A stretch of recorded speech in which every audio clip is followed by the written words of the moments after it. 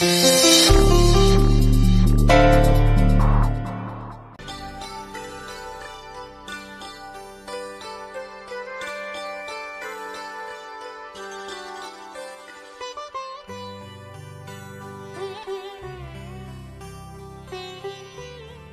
विश्वास सच हुई जया। संपूर्ण नाग लोक के आशीर्वाद तोहरा साथ बा। तोहरा के आशीर्वाद देवे खातिर हम स्वयं आ रहल बानी।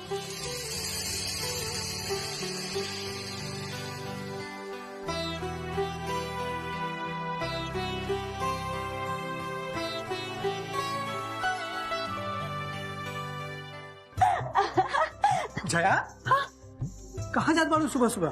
अभी हमसे कुछ मत पूछी बानी, हम बहुत जल्दी में बाड़ी। नाग माता स्वयं हमरा के आशीर्वाद देवे आवत बाड़ी। हम कहले रही ना, हमार तो अपन 3-3 गो संबंधी बाड़ी। 3-3 गो? तो तू केकरा बारे में बात कर रहल बाड़ू? देखी, पहल का संबंधी तो अपन गंगा माता बाड़ी और दूसर का हमार धरती माता और तीसरे संबंधी हमार नाग माता। देखनी, हमारी बात सच हो गई ना। मनसा माता खुद कहली है कि वो आ रहल बाड़ी, हम जात बानी। जया, तू समझत कहाँ रह बाड़ू? ई सब तोरा मन के भ्रम बा। भ्रम तो राउर बा, रवा उनकर बात नहीं खे सुन ले, यहीं से हमरा के जाए दी, कहीं वो लौट मत जात। हे भगवान, हम इनका कैसे समझाई? अच्छा ही बतावा, आज तक तू सुन ले बाड़ू? देवी देवता लोग ऐसने कहीं न जाए न आवे, सच में थोड़ी कोई से मिलेला। ये सब तो मन के विश्वास होला। रवा खातिर चाहे जौन सच बा, लेकिन हमरा खातिर वही सच बा। जवन नाग माता हमरा के कहले बाड़ी, यही से हम जरूर जाई।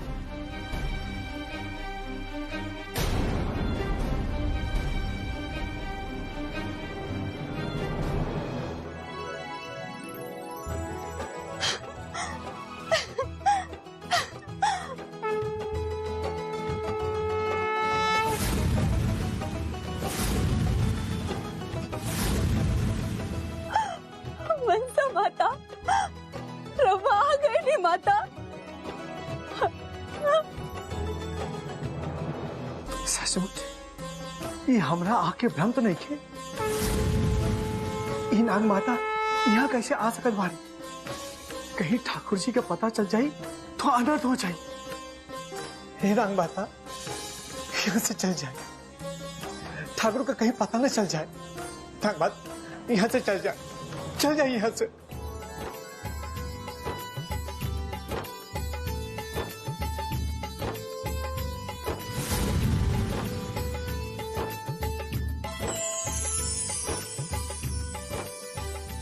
तोहर पुत्री के जन्म संसार में कल्याण करे खातिर हो रहल बा। ऐसन कल्याणी के जन्म दिए वाली कोई साधारण माँ ना हो सके। तोहर भक्ति के प्रसाद स्वरूप तोहर बेटी आ रहल बिया। हमरा सब पता बा माता, राव कृपा से जन्म लेने वाली हमार बेटी राव अवतार से कनी को कम ना होई। आज रवा स्वयं आकर हमरे विश्वास के सच कर देनी माता।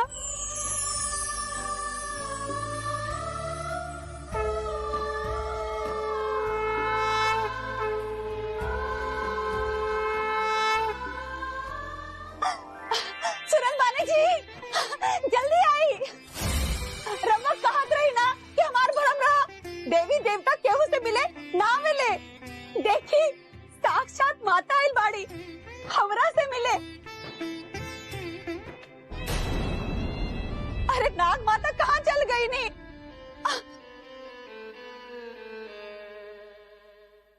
रवा देखी है ना, माता आई रही।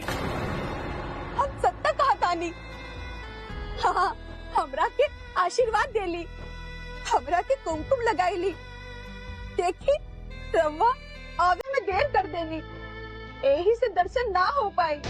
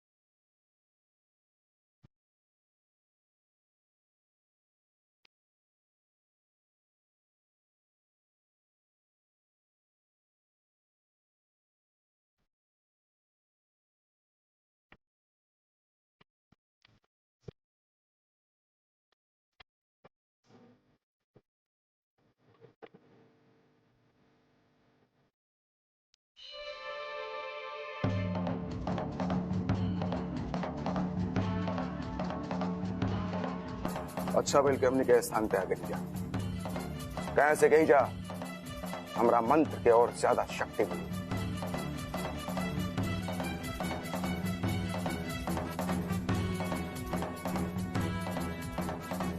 ओम ह्रीं क्लीं चामुंडाय नमः।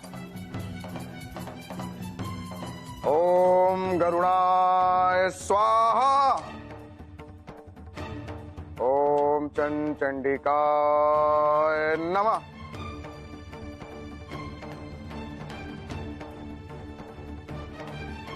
जय महाकाल शक्ति।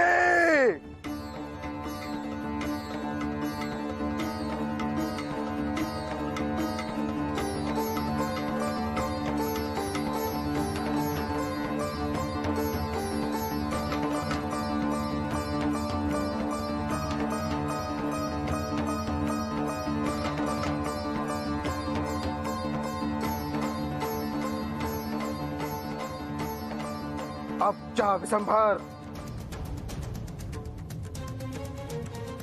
ओम गरुड़ाय नमः। ओम चंडिकाय नमः। जया घर में सूतल हुई थी। सबसे पहले ओकरा के घर से बाहर निकाले के पड़ी।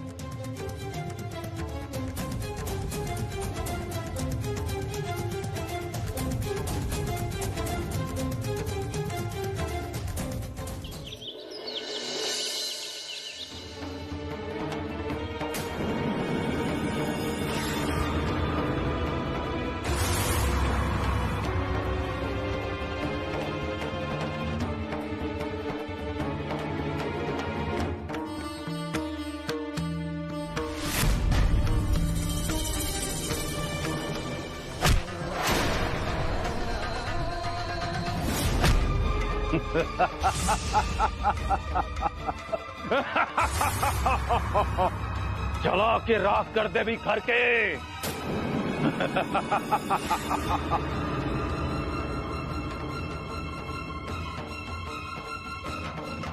ओम ह्रीं क्लीं फट स्वाहा।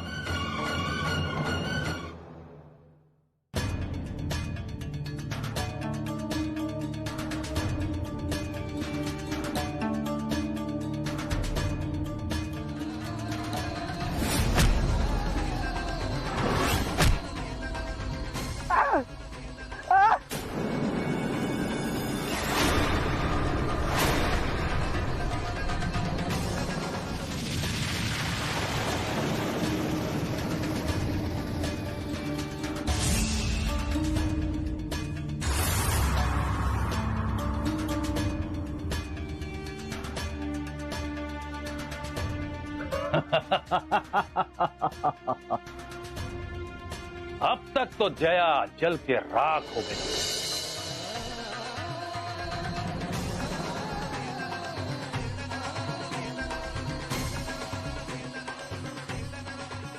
क्या हो गई?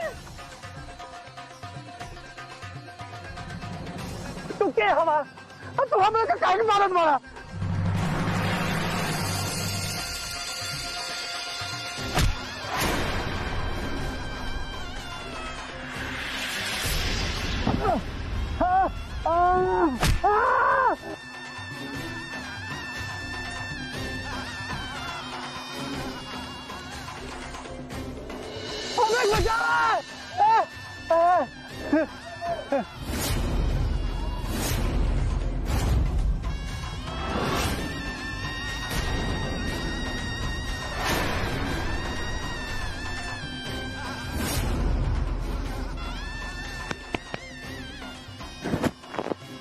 मर गई लागत, ये मर गई।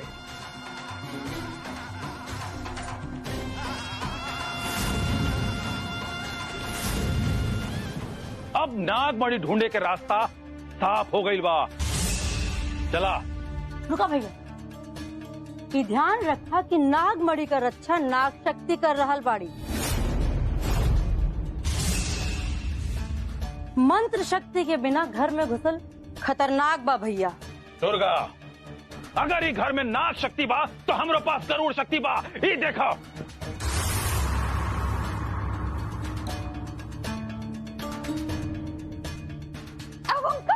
नाग माता, का करी? हमार पूरा घर जल रहा बा, हम का करी? ये आग को कैसे बुझाई नाग माता? ये आग को कैसे बुझाई?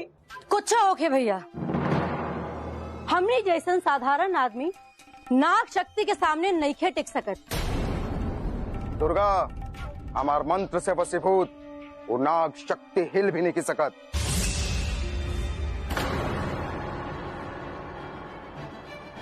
रहुआ सही कहत बानी, पर कहीं चूक भइल और नाग शक्ति जाग गई तो ओकर कीमत हमार भाई के चुकावे के पड़ी। ऐसे सावधानी रखल आवश्यक बा। असंभव!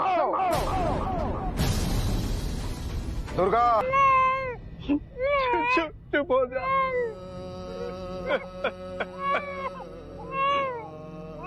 चुप हो जा, चुप हो जा, मत रो बिटिया। चुप हो जा, चुप हो जा।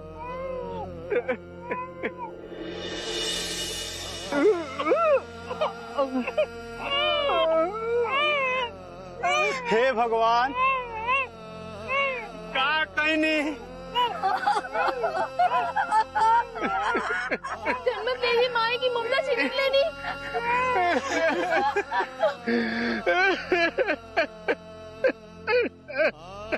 ऐसन देवी जैसन औरत के इतना जल्दी अपना पास काहे बुला लेने माता? तोरा माई तोरा के अनाथ छोड़ के चल देली। हम क्या करें बेटे? वो हमने के साथ छोड़ के भगवान के पास चल गई। ओमकार, हिम्मत से काम ला, होनी पक्के करो, बस न चलेला। लावा।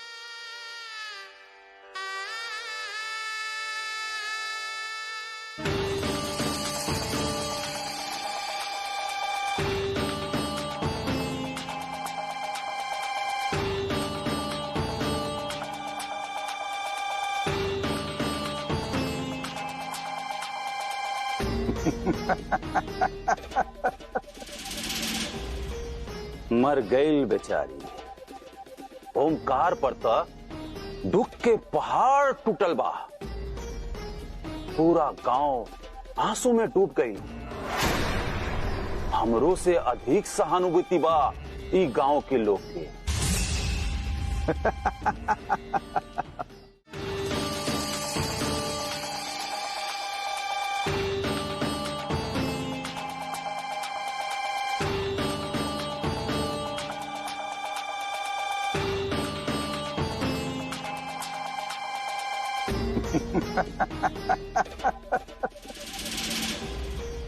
मर गई बेचारी।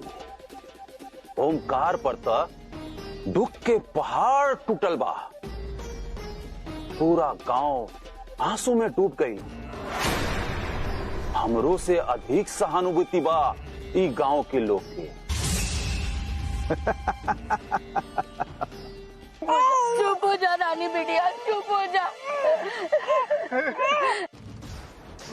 जया के मरे के दुख में बेचारी ये बच्ची भी रो रहल बिया। ये बच्ची बिना माई के ना रही है। चुप हो जा रानी बिटिया, चुप हो जा। तोरा भाग में विधाता ये लिखले बाड़े, तो कोई का करी। चुप हो जा अमर बाबू, चुप हो जा, चुप हो जा। ना बाबू ना, चुप हो जा। बेचारी पैदा होते बिन माई के हो गई। पता नहीं भगवान के मन में एकरा पीछे कौन राह से छुपल बा। बाबू बाबू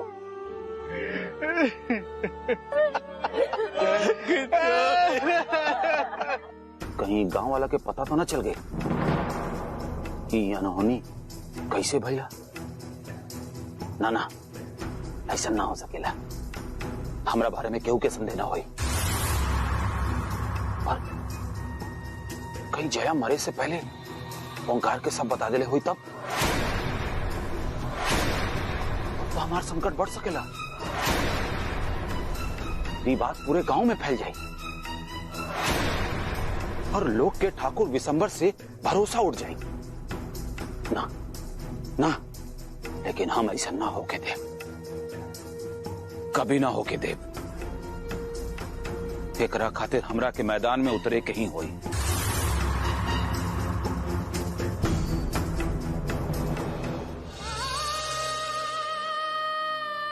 चुप हो जा बेटा, चुप हो जा बेटा, चुप हो जा, मत रो बेटा, मत रो। भगवान के घर में देर बा, अंधेर जाई। हमरा लागत है कि बच्ची की भूख लागल बा, तनी दूध लेके आवे ना। हम ले आवत बानी, जाते नहीं भागल है या।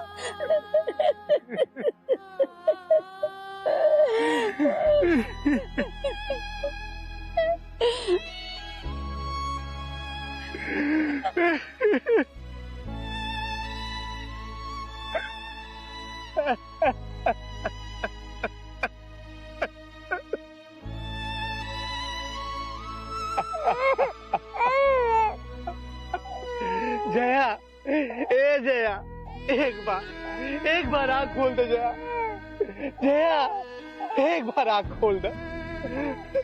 मातारी खातिर बाहर बिटिया कितना रोवत बा। जया, एक बार आँख खोल दे।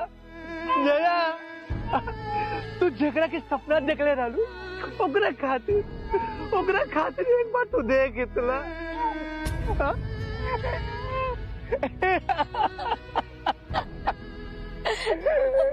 ओंकार, अरे वो आँख ना खोली, वो अपनी बेटी के साथ देखी, लेकिन उनका आशीर्वाद हमेशा बेटी के साथ रही। संसार से जो जाला वो वापस कब लौटेला। चलो उठो, चलो सब काम पूरा करो बेटा, चलो उठो बेटा, उठो। जया, एक बार जया आँख खोल दे। जया,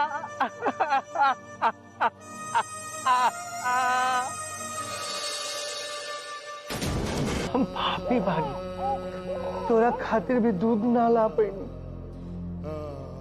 हमरा के माफ कर दे बेटी, हम कैसे ना भागा बाप भारी। हाँ? अपन भूख से तड़पत बच्ची के खातिर दूध भी ना ला पैनी।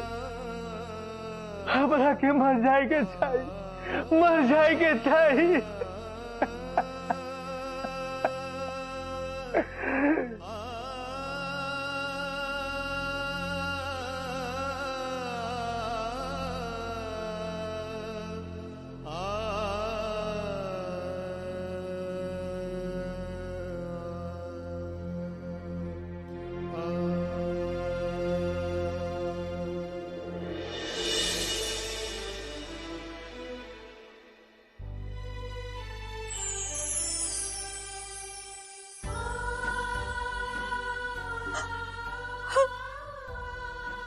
बेटी भूख से तड़पत बिया, का करी हम, कैसे छोड़ सकत बानी। ओकरा के रोवत देख के हमार मन तड़प रहल बा। कुछ करी माता, अब रवा कुछ करी, रहुए होकर सब कुछ बानी।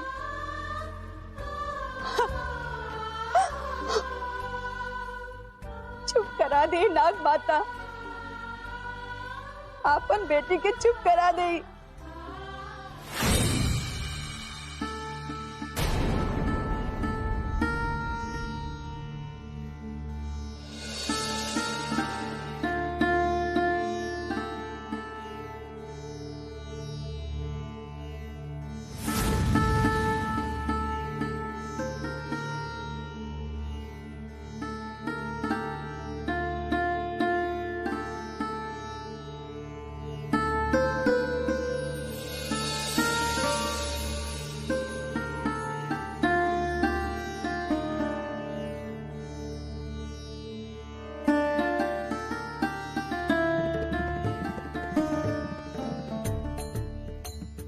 जानत रही नाग माता, कोनो माँ अपनी बेटी के छोड़ के दूर नहीं की रह सकत।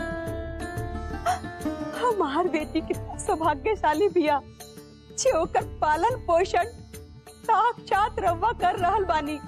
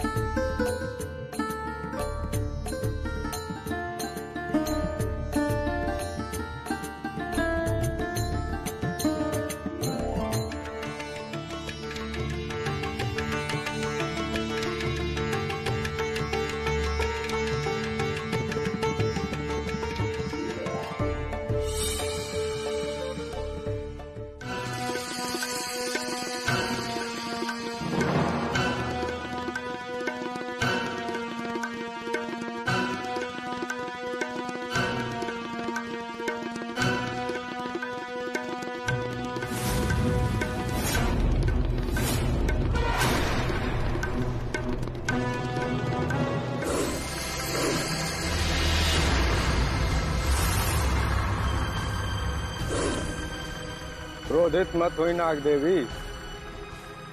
ई लोगन के राउर कृपा के आवश्यकता बा, यही से आ रहा बा। हमरा इहो पता बा कि राउर शक्ति ही लोगन के यहाँ खींच के ला रहा बा।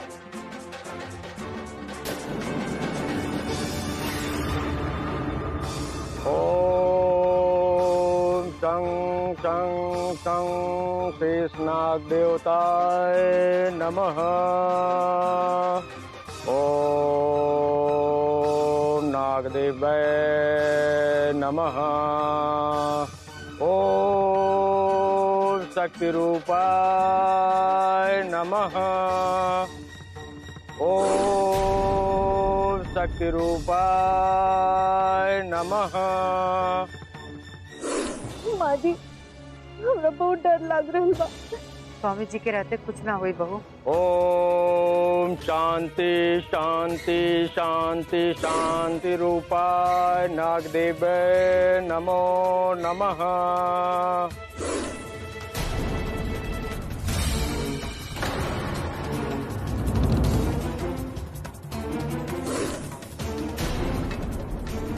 आवेदी नागदेवी शत्रु हैं, लेकिन सहायता खातिर आ रहल बाड़ा ये लोग।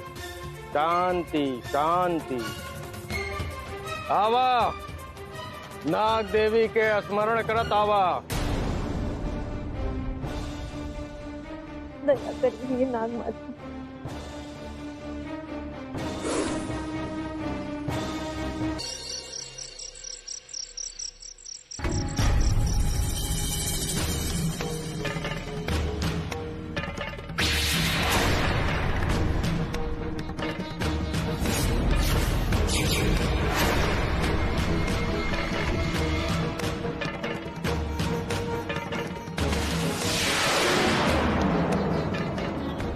जे कोई आवे ओकरा के छोड़े के नहीं खे, चाहे मालिक का पत्नी होए चाहे उनकर माई।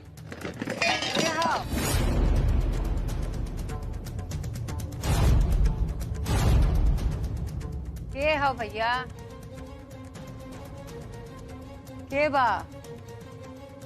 मालिक के माई है तो का भाई, मालिक जे कहले बानी वह करब। बीच में आईलिन इनकरो के सुरधामपुर पहुँचाए देव। अरे केहू तो ना दिखाता। अरे लागत अब बिल्ली रही।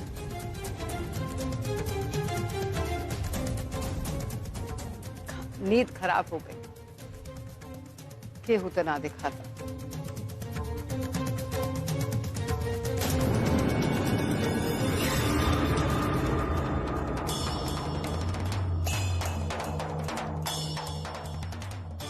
बुढ़िया तो बच गई। चल वहाँ मालकिन का कमरा। हाँ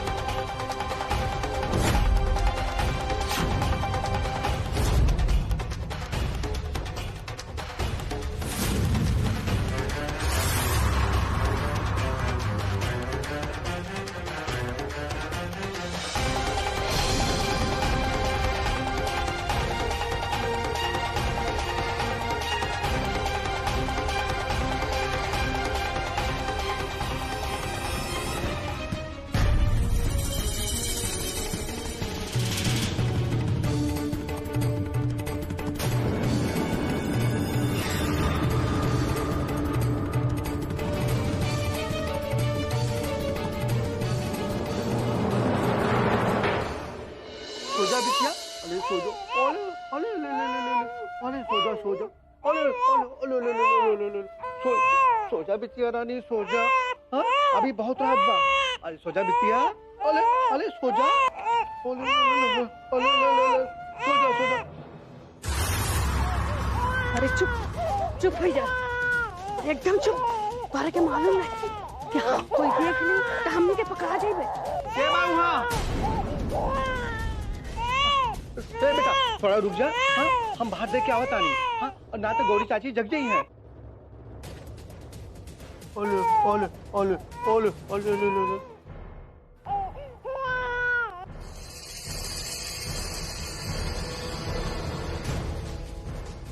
के बा यहाँ? हाँ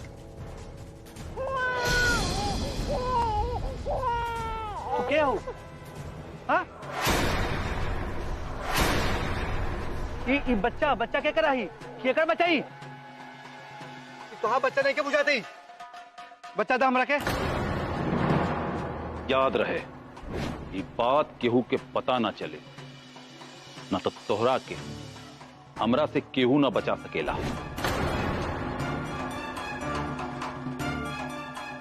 दा बच्चा हमरा के? वैसे रुक जाना तो ठीक ना होई। गांव से बच्चा चुरा के ले जाता ना?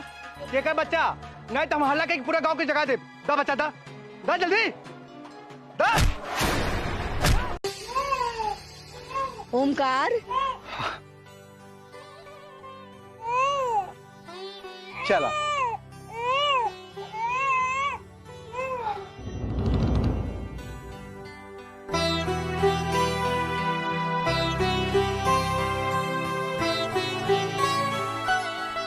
जया तू हमरा के अकेले काहे छोड़ के चल गेलू?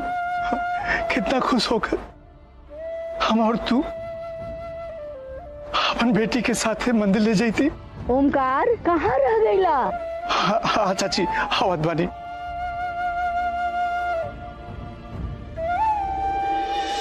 ओम बगलामुखी देवी नमः स्वाहा। सर्वमुखम वाचाय पद्ममुखम सर्वदुष्टाम वाचम मुखम पदम स्तंभम जीवाम बुद्धिम विनाशाय स्वाहा।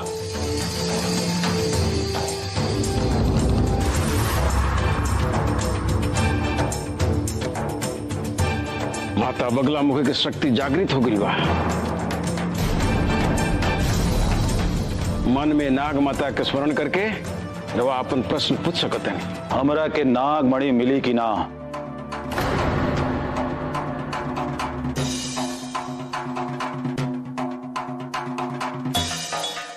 ओम ह्रीं क्लीं बगलाय नमः स्वाहा।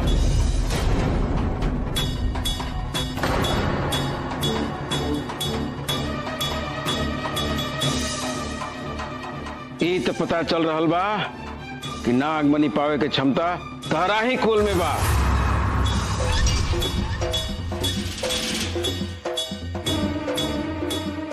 हमार गांव में नाग शक्ति के प्रवेश कैसे पाई? एक स्त्री के कारण तो हर गांव में नाग शक्ति के प्रवेश हो गई बा। वो नाग देवी के महान भक्त होके के कारण नाग देव की मदद से गरुड़ देव के धोखा देके गांव में आ गई बिया। इस समय वो नागमणि कहाँ बा? नागमणि तो वहीं बा जहां नाग शक्ति बा। और हाँ वो नागमणि का रक्षा एगो नाग शक्ति कर रहल बड़ी। वो नागमणि हमरा के मिली कि ना?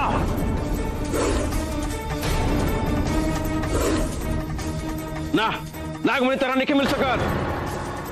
काहे काहे ना मिली नागमणि हमरा के? कहे के रक्षा एगो बच्ची कर रहल बिया। बच्ची?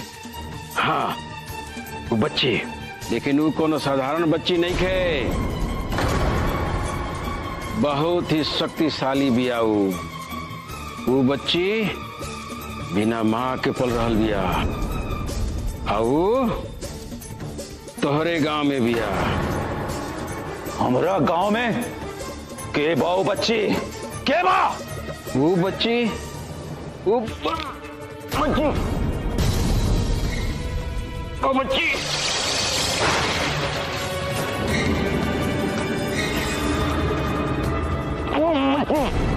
विका भाई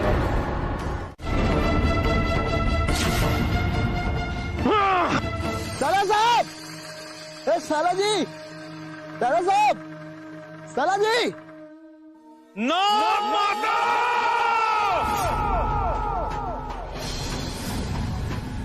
नाग माता!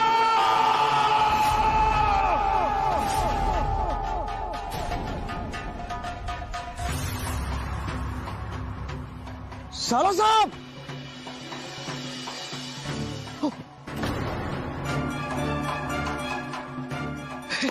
रउआ हिया बानी और रउआ के हम कहाँ कहाँ न ढूंढनी। लेकिन तोरा यहाँ पहुँचे की आवश्यकता का रहल? बतावा, काहे आइल बड़ा यहाँ? गुस्सा मत करी साला साहब, हमरा पास रउआ खातिर एगो बहुत जरूरी सूचना बा। सूचना? कैसन सूचना? राउत पत्नी राउत प्रतिष्ठा के मिट्टी में मिला रहल बाड़ी, राउत कुल के प्रतिष्ठा पर पानी फेर रहल बाड़ी। बात के ज्यादा घुमावे की आवश्यकता नहीं, सीधे सीधे बतावा का बात बा? राउत पत्नी उन्हें बच्चा के दोस्त बिटावे खातिर मृत्युंजय महादेव के मंदिर में पूजा कर रहल बाड़ी। अरे बाप रे बाप, लागत बाकी अपन पत्नी के गुस्सा हमरे पर उतार दी है। हे नाग माता, हमारी रक्षा करी। तू नाग पूजा करे गई बाड़ी? अगर तुहार बात झूठ निकलल ना तो समझ ला जान ले ले। हाँ साला साहब, हम तो अपन आँख से देखनी है। राउत कुछ करी ना तो राउत प्रतिष्ठा राउत।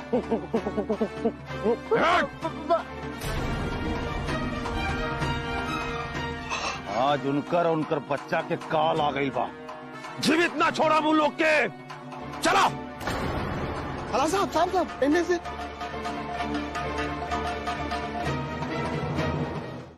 राउत पत्नी उन्हें बच्चा के दोस्त बिटावे खातिर मृत्युंजय महादेव के मंदिर में पूजा कर रहल बाड़ी। अरे बाप रे बाप, लागत बाकी अपन पत्नी के गुस्सा हमरे पर उतार दी है। हे नाग माता, हमारी रक्षा करी। तू नाग पूजा करे गई बाड़ी? अगर तुहार बात झूठ निकलल ना तो समझ ला जान ले ले। हाँ साला साहब, हम तो अपन आँख से देखनी है। राउत कुछ करी ना तो राउत प्रतिष्ठा राउत।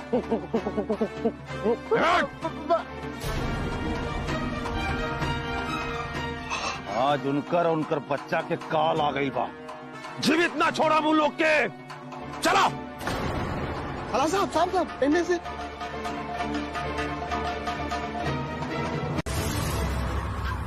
ई का कर देनी गुरुजी, हमार सब योजना पर पानी फेर देनी। हम तो जानते रही अनंत नागमणि पा सकत बा, लेकिन ओकर जियते हमार नागमणि मिलल मुश्किल रहे।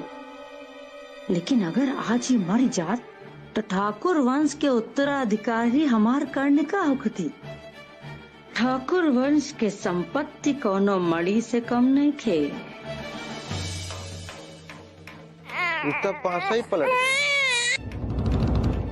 लेकिन गुरुजी, कर लक्षण देखकर तो ऐसा नहीं लागत बा कि नागमणि ला सकत बा। हम पहले से जानत रहनी तू ये कहबा, लेकिन हमार बात के प्रमाणित स्वयं गरुड़ देव करिए। ओम वाणीते नमः, ओम गरुड़ देवाय नमः। हे गरुड़ देव, हमार बात के प्रमाणित करी। गरुड़ देव प्रमाणित करी।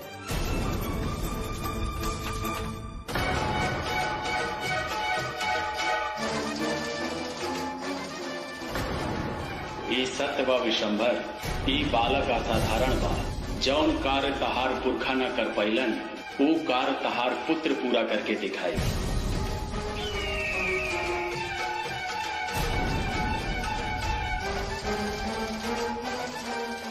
अब हमार बात पर विश्वास भइल विशंभर?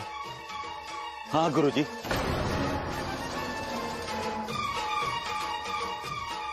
आज हम बहुत खुश बानी।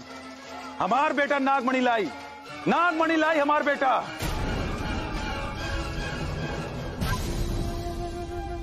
अब ई बात की कोनो शंका नहीं थे कि अनंत ही नागमणि लई हैं, लेकिन अनंत अब वह करी जौन हम चाहब। गुरुजी, हमरा के क्षमा कर दी। हम राउर बात पर शंका कही नहीं, क्षमा मांगे को ना आवश्यकता नहीं है विशंबर। बस अपन बेटा के प्रेम से देखभाल करा। अरे मंदिर में सलौला से आए वाला 10 साल तक तो हर बच्चा पर कोनो संकट ना आई।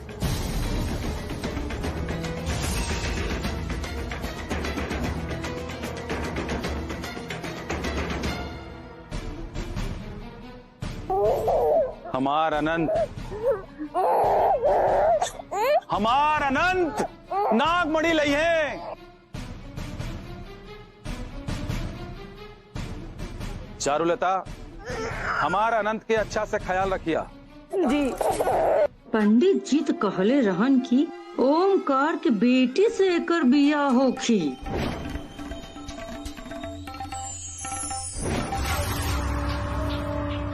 क्षमा कर दे पिताजी, हमके क्षमा कर दी।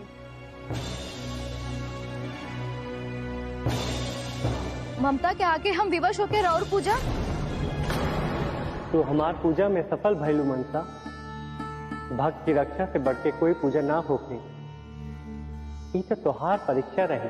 कैसन परीक्षा पिताजी? भक्त और भगवान में से एक के चुने की परीक्षा, और तू अपन परीक्षा में सफल भैलू। रउआ धन्य बानी पिताजी, धन्य बानी। परंतु निसंकोच कहा पुत्री। पिताजी, हम गौरी के ना बचा पाईनी, हमार भक्त भी उनकरा के ना बचा पाईनी। पुत्री, काल की गति के केहू नहीं खे रोक सकत। उनकर अंत समय आ गए रहे। पिताजी, यदि ऐसा रहे तो रउआ हमके बताईनी काहे ना? यदि तोहरा ई बात पता चलित तो यमराज के कार्य बाधित होके, यही खातिर हम तोहरा के विशेष पूजा की प्रेरणा देनी। अब हमार भवानी के पालन पोषण के करी पिताजी? का विधि के विधान इतना निर्मम होला? पुत्री, विधि के विधान में तू बच्ची के बचपन कष्ट में ही बीते के लिखल बा, और एकरा के केहू नहीं के बदल सकत।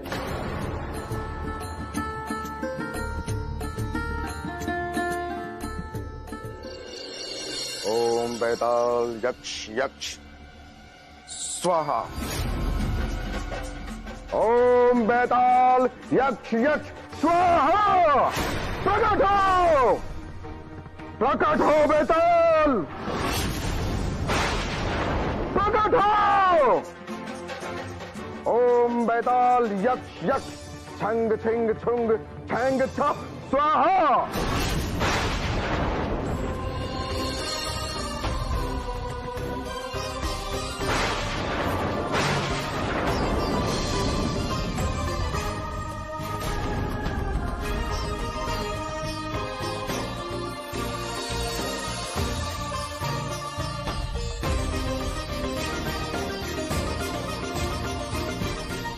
भगवान, ये सब कहा हो रहा भगवान, कहा हो रहा नाग माता? हमारा बच्चे से ओकरा माई के गोद छिले ले, और ओकरा बाद गौरी चाची की गोद छिले। तो वो कहा चाहत वाली नाग माता, कहा चाहत? हमरा के बहुत भय लागत नाग माता, हमरा के बहुत भय लागत। अनहोनी के संकेत तो नहीं के? हाँ? ना बेटी, तोरा के कुछ ना हो। वो भक्त माता कहले रही, तोरा में बहुत शक्ति बा। हाँ?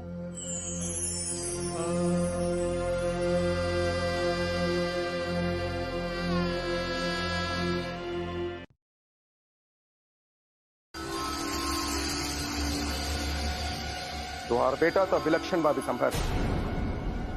हम अपन बैताल सिद्धि से ओकर भविष्य देख चुकल बानी।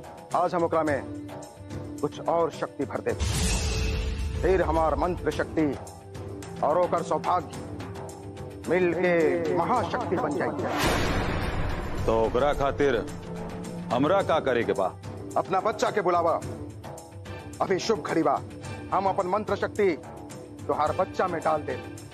अभी बुलावा। अभी बुलावत वानी। चारुलता, बाबू के ले आवा जल्दी।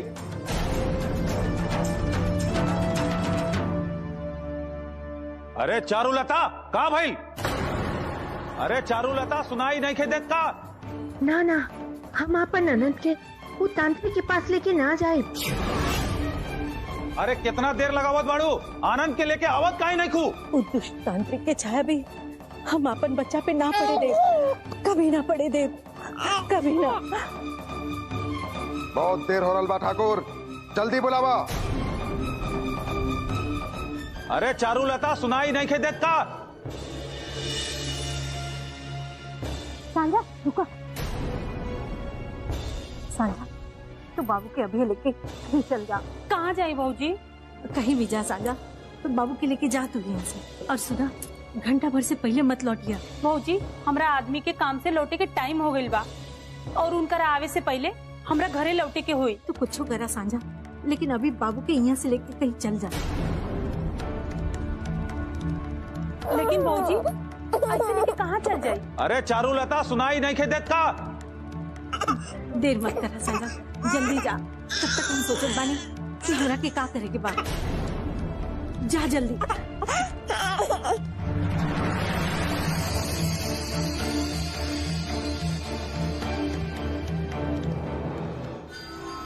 अरे कहाँ मर गई लो, इनका तो कुछ भी जरूरी काम समझ में नहीं खे आवत। जी का बात बा? बाबू कहाँ बा? हम तो बाबू खातिर चिल्लात रहनी। कहाँ बाबू? बाबू तो घर में नहीं थे। घर में नहीं थे तो कहाँ बा? सांझा लेके गई बड़ी, खेत की तरफ लेके गई लोग। हम तो से 1000 बार कहनी है कि बाबू के बाहर नहीं चले जाए के। अरे तू कुछ समझे लू काहे ना? अरे तोरा पता बा ना कि बाबू के कुंडली में काल सर्प दोष बा। हाँ जी पता बा, लेकिन वो बाहर घूमे खातिर रोवत रहे। अरे रोवत रहे तो घर में खिले तू, ओकरा के बाहर काहे भेज दलू? अगर ओकरा कुछ हो जाई तेकर जिम्मेदारी केकर होई? बहुत रोवत रहे तो हमरा कुछ समझ में नहीं खे आई। अरे समझ में तो तब आई ना जब तुम्हारा दिमाग ठीक रही। याद रख, अगर हमार खोपड़ी फिर गेल ना तो माफ कर दीजिए, आगे से ऐसे ना हो। हमरा मालूम न रहे कि केहू बाबू के देखे खातिर आवे वाला बा। इनका सब मालूम रहे, जानबूझ के ही ये बच्चा के बाहर भेजले पड़ी। जब अभी लेके आवा बाबू के। वैद ठाकुर, अगला शुभ घड़ी में हम अनंत के अवश्य देखा। सब तोरा वजह से भइल बा। न अभी न कभी हम अपन अनंत पर तोहार कुदृष्टि कभी न पड़े रे, कभी ना।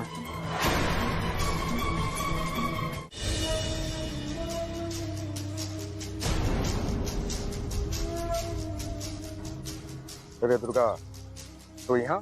अरे रहुआ बताई, रहुआ यहाँ काहे आयल बानी? हम तो यहाँ। ये सब छोड़ी, हम नहीं जानत रहुआ यहाँ काहे आयल बानी, पर हम यहाँ वो बच्ची के जान लेवे खातिर आयल बानी। छोटी सी बच्ची से ऐसन का अपराध हो गई जे तोहरा ओकर जान लेवे की आवश्यकता पड़ गई। वो दुर्गावती के रास्ता में दीवार बन रहल बाड़ी। छोटी सी बच्ची जे अभी चल भी नहीं के सकत, वो तोहरा रास्ता में दीवार बन रहल बिया। वो हमार लक्ष्य के रास्ता में आ रहल बाड़ी। हम समझनी ना। यदि रहुआ के बता देनी तो का ओकरा के मारल आसान हो जाई? जरूर, काहे से कि हमनी दोनों के लक्ष्य एक ही बा। अगर हमनी के मिल के काम कल जाई तो अपन लक्ष्य तक अवश्य पहुंचल जाई। लेकिन केहू के हमनी पे संदेह ना होके के चाहिए और हमनी के हाथ में खून भी ना लगे।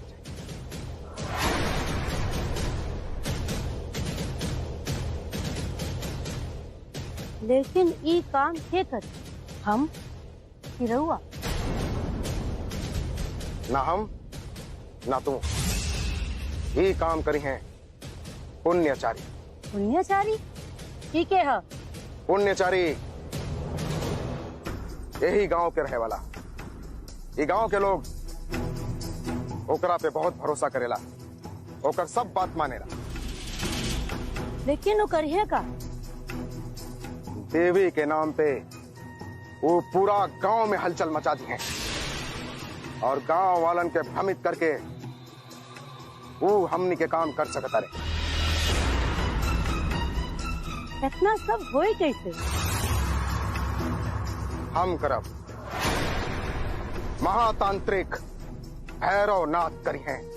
भैरवनाथ देखी, हमरा नहीं की मालूम की रहुआ का करब और कैसे करब, लेकिन उ बच्ची कौनो स्थिति में वो बच्ची सवेरे का सूरज ना देख पावे। ना देख पाई, कब वो ना देख पाई। पहले वो बच्ची के रास्ता से हटावे के बाद फिर तय हुई कि नागमणि केकरा के मिली।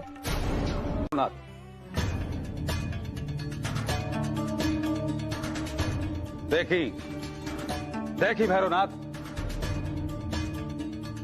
यह है ठाकुर वंश के उत्तराधिकारी छोटका ठाकुर, यह ले आई है नागमणि। ये तोरा पुण्य के फल बा ठाकुर, एक जन्म के ना कई जन्म के। जय बच्चा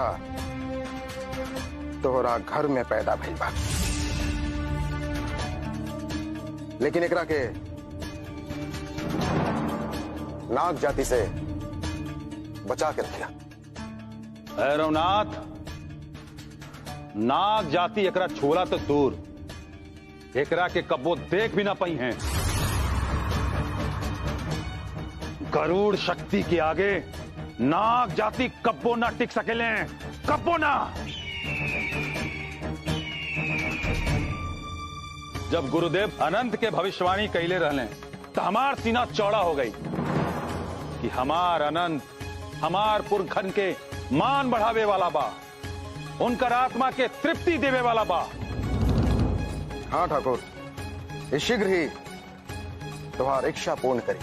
हमरा तो वो शुभ घड़ी के प्रतीक्षा तोहरा से भी अधिक बा, जब तुहार मनोकामना पूर्ण हुई।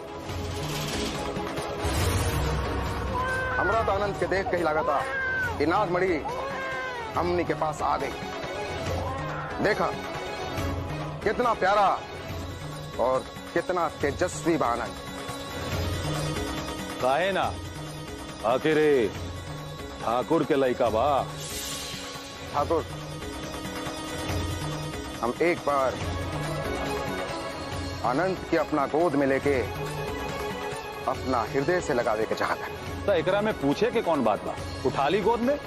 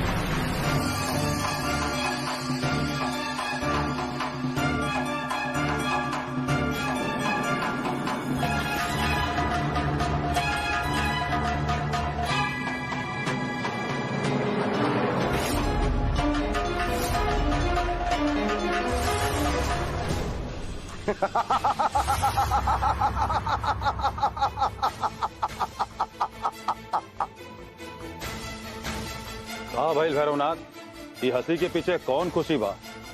अब पूजा करेगा भाई ठाकुर, चढ़ावा चढ़ावे के पड़े, खून के चढ़ावा।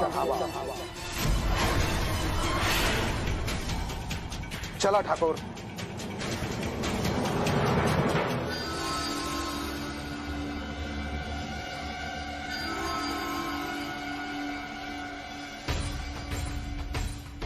तोहरा अपन बेटी के जान बचावे से पहले हमार ध्यान ना आइल का? बताओ, कहाँ छुपा के रख ले बाड़ा अपन बेटी के?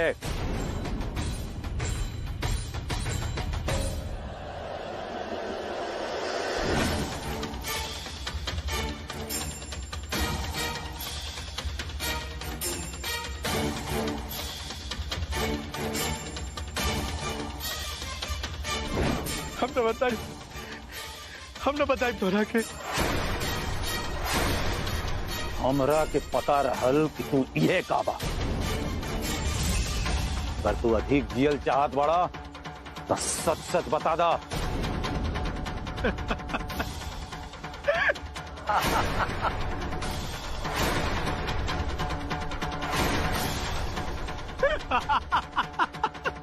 में हंसे के कौन बात बा? हम तोरा के बताई तब भी तू जान से मार देगा। ना बताई तब भी तोरा के बता के कोनो फायदा नहीं है। ना ओमकार, अगर तू सच बता देबा तो हम तोहरा के जीवित छोड़ दे। तू लोग सोचत बाड़ा हम अपन जान बचावे के खातिर अपन बेटी के जान दांव पर लगा दे। इन्हें क्यों हो सकत? कभी ना। तू लोग आदमी ना, गुग्गार जानवर बड़ा, गुग्गार जानवर, गुग्गार जानवर।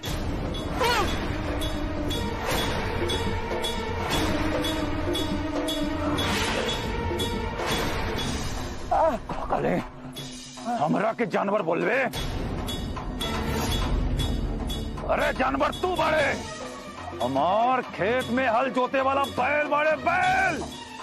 तोरा के का लगता कि तोहार भाग साथ बा? ना, ठाकुर विशंबर के दया पर जीवित बाड़े तो ठाकुर विशंबर के दया पर। हाँ। और यदि अभी मरल नहीं खे चाहत तो सच सच बता दे कि कहां भी आ तोर बेटी। झील मरब कि महादेव के इच्छा पर निर्भर बा ठाकुर। अगर हमारा भाग्य में झील लिखल होई तो तू लोग हमारा कुछ नहीं कर सकत। और अगर अभी हमारे के मारे कोई तो ही चाकू से मार सर धाट से अलग हो जाए।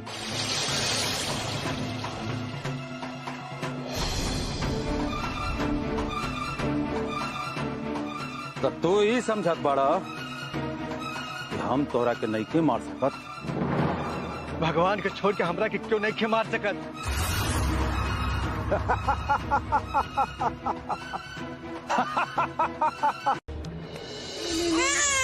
साझा केकर बच्चा आई? ये हमार बेटी बा मालिक। तोहरा के पता बना कि ई घर में कोई भी नौकर चाकर अपना बच्चा के नहीं खिला सकत। पता बा मालिक। तब तू अपन बच्चा के लेके यहाँ कहा आईलू? तोहर इतना हिम्मत?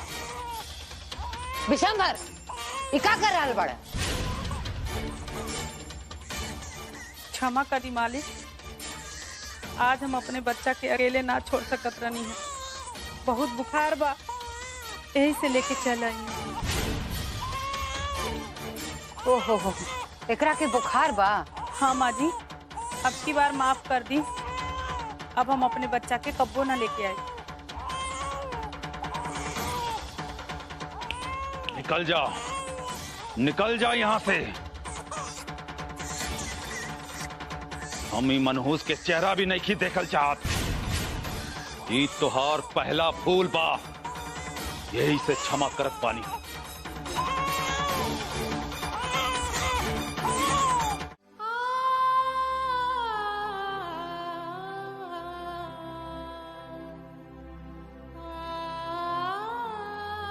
हम ठाकुर विशंबर तोहरा के आज और अभी ए गांव के छोड़े के दंड दे रहल बानी। दोबारा भूल कर भी ये गांव में आवे की कोशिश मत करिया। अगर आ गईलू मर जाएगी, मर जाएगी, मर जाएगी, मर जाएगी। हे नाग माता, जवन बच्ची के खातिर इतना सब हो गईल, ओकरा के बिना सुरक्षित कैले हम ये गांव छोड़ के जा रहल बानी। हे नाग माता, ओकर रक्षा करब, वो जहाँ भी होके ठीक से होके।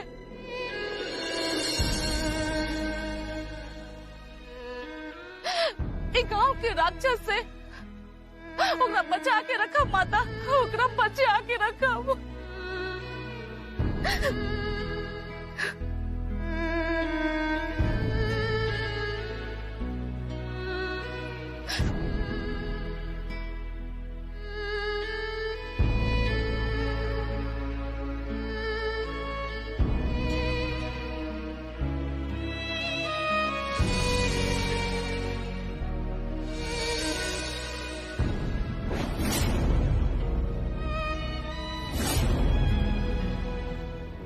दीदी दीदी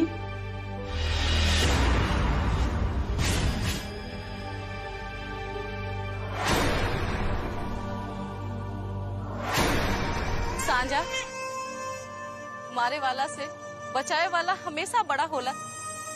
अब हमरा पूरा विश्वास हो गई हा नाग माता ये बच्चे तोहरा के देले बाड़ी। ई वहाँ रहित तो कई तरह के प्रश्न उठित। ई केकर बच्ची हा, कहाँ से आयल बाड़ी, के लेके आयल बा। इनका के तू ही अच्छा से संभाल के अपने पास रखा सांझा।